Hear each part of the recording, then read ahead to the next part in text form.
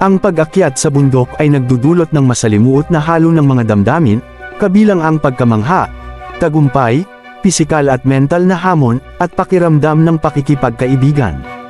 Ang karanasan ay maaaring parehong pisikal at mental na hinihingi, na nagtutulak sa mga umaakyat sa kanilang mga limitasyon, ngunit nagbibigay din ng kasiyahan sa mga nakamamanghang tanawin at isang pakiramdam ng pagtagumpayan ng kahirapan. Narito ang top 10 pinakamataas na bundok sa buong mundo.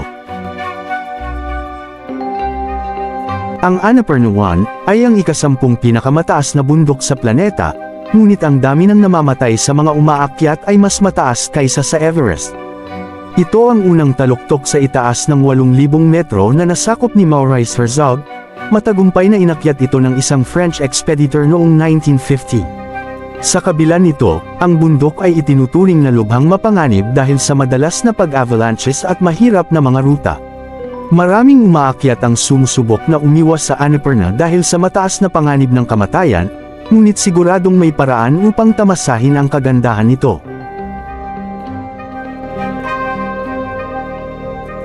Nanga Parbat, isa sa mga pinakamataas na bundok sa mundo, 8,126 meters ang taas, na matatagpuan sa kanlurang Himalayas 27 kilometers kanluran timog kanluran ng Astor, sa sektor na pinangangasiwaan ng Pakistan ng rehiyon ng Kashmir. Kilala ito bilang isa sa mga pinakamapanganib na bundok na akyatin dahil sa napakahirap nitong kondisyon ng panahon at mataas na rate ng pagkamatay sa mga umaakyat.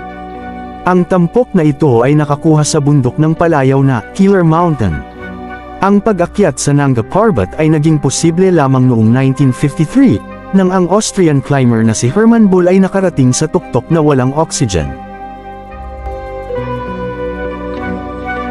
Ang Manaslu, ang ika-8 pinakamataas na bundok sa mundo sa taas na 8,163 metro sa ibabaw ng antas ng dagat, ay matatagpuan sa Nepal at napapalibutan ng mga hindi kapani-paniwalang tanawin ng Himalayan.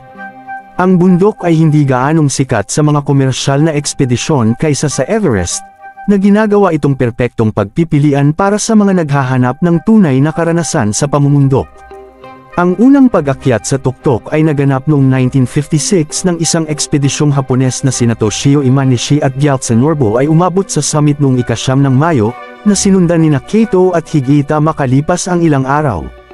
Ang mga climber na pipili ng Manaslu ay nahaharap sa mabibigat na hamon, malupit na kondisyon ng panahon, madalas na pag-avalanche at isang mapanganib na lugar ng yelo.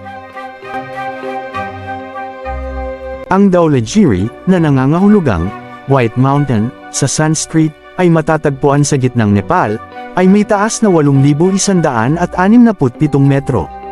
Ito ay isa sa mga pinakakaakit-akit na taluktok sa Himalayas, at ang napakalaking mga Dalesdes at glacier nito na natatakpan ng nyebe ay lumikha ng isang nakamamanghang tanawin. Kasabay nito, ang Dhaulagiri ay kilala bilang isa sa pinakamahirap na bundok na akyatin dahil sa matarik na ruta nito, malupit na kondisyon ng panahon, at madalas na pag-avalanches. Ang unang tagumpay sa pagsakop sa tuktok na ito ay noong 1960, salamat sa isang internasyonal na pangkat ng mga expenditures. Ang Cho Oyu ay isinasalin bilang turquoise goddess, ay ang ika-6 na pinakamataas na bundok sa mundo. Elevate sa taas na 8,201 metro. Ito ay matatagpuan sa hangganan ng Nepal at Tibet, mga 20 kilometro sa kanluran ng Everest. Dahil sa medyo patag na lupain at medyo matatag na panahon, ang Cho Oyu ay itinuturing na isa sa pinakamadaling akyatin ng 8,000 na ginagawa itong popular na pagpipilian sa mga baguhan na umaakyat. Ang unang matagumpay na pag-akyat sa summit ay ginawa ng isang ekspedisyon ng Austria na pinamunuan nina Herbert Tichy, Joseph Jockler, at Pusang Dawalama noong 1954. Matatagpuan ang Makalu 19 na kilometro lamang mula sa Everest na may summit sa isang elevation na 8,485 metro, ngunit ito ay hindi gaanong sikat dahil sa mahirap na pag-access at mga teknikal na paghihirap. Mayroon itong pyramidal na hugis at napakaganda ng hitsura sa backdrop ng Himalayas. Ang unang pag-akyat ng bundok Makalu ay nakamit noong ika-15 ng Mayo taong 1955, nina Lionel Terray at Jean Cusi, parehong miyembro ng isang ekspedisyong Pranses. Ang pag-akyat sa Makalu ay nangangailangan ng mahusay na pisikal na fitness, dahil ang mga ruta dito ay napakatarik, na may makitid na mga tagaytay at nagyayelong mga dalasdes.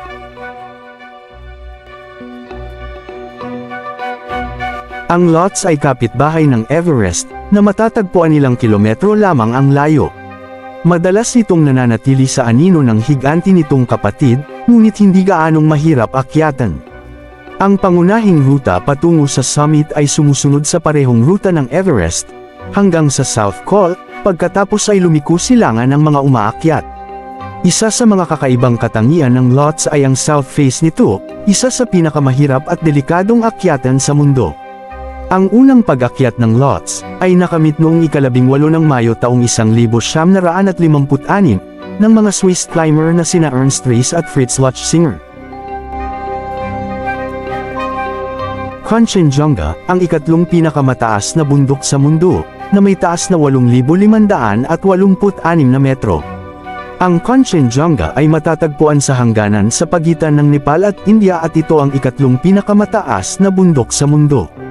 Ang pangalan nito ay isinalin bilang 5 kayamanan ng dakilang nyebe, dahil binubuo ito ng 5 pangunahing taluktok. Hindi tulad ng iba pang 8,000, ang rurok na ito ay hindi gaanong sikat sa mga komersyal na ekspedisyon, na ginagawang kaakit-akit sa mga tunay na adventurer. Ang unang pag-akyat ng Kanchenjunga ay nakamit noong ika-25 ng Mayo taong 1955, nina Joe Brown at George Bann, mga miyembro ng ekspedisyon ng British Kanchenjunga. Ang K2, o Chegori, ay pangalawa lamang sa Everest sa taas na may 8,611 metro, ngunit mas mahirap akyatan. Ito ang pangalawang pinakamataas na bundok sa mundo, ngunit ito ay hindi mapagpatawad. Ang bundok ay matatagpuan sa Karakoram, sa hangganan sa pagitan ng Pakistan at China. Ang K2 ay sikat sa teknikal nitong mahirap na mga ruta at malupit na lagay ng panahon, na ginagawa itong isa sa mga pinakamapanganib na taluktok sa mundo. Ang mga unang umakyat na nakarating sa tuktok ng K2 ay sina Lino Laisdelli at Achille Campagnoni, noong 1954 na ekspedisyong Italyano na pinamunuan ni Ardito Desio. Narating nila ang summit noong ika-31 ng Hulyo taong 1954. Hindi tulad ng Everest, kung saan ang ruta ay mas komersyalisado, walang mga pre-installed na mga lubad o nakapirming mga kampo sa K2. Ang Mount Everest ay hindi lamang ang pinakamataas na tuktok sa mundo, ngunit isang tunay na alamat sa mga umaakyat. Ang taas nito na 8,848.86 metro ay ginagawa itong hari ng Himalayas. Ang pag-akyat sa Everest ay isang napakahirap na gawain na nangangailangan ng mga buwan ng paghahanda, acclimatization at pagtitiis. Sa kabila nito, daan-daang mga desperadong tao ang nagsisikap na lupigin ang rurok na ito bawat taon, na nagtagumpay sa matinding kondisyon ng panahon, gutom sa oxygen at pagkahapo. Dahil sa katanyagan nito, ang ruta patungo sa summit ay nilagyan na ngayon ng mga lubad at rehas, ngunit nananatili ang mga panganib. Ang death zone, na nagsisimula sa itaas ng 8,000 metro, ay lubhang mapanganib dahil sa napakanipis na hangin. Gayunpaman, ang mga tanawin mula doon ay talagang kahanga-hanga. Ang unang pag-akyat sa Mount Everest ay nakamit ni Sir Edmund Hillary at Tenzing Norgay noong ika-29 ng Mayo taong 1953. Sila ay bahagi ng isang ekspedisyon ng Britanya at nakarating sa tuktok sa huli ng umaga.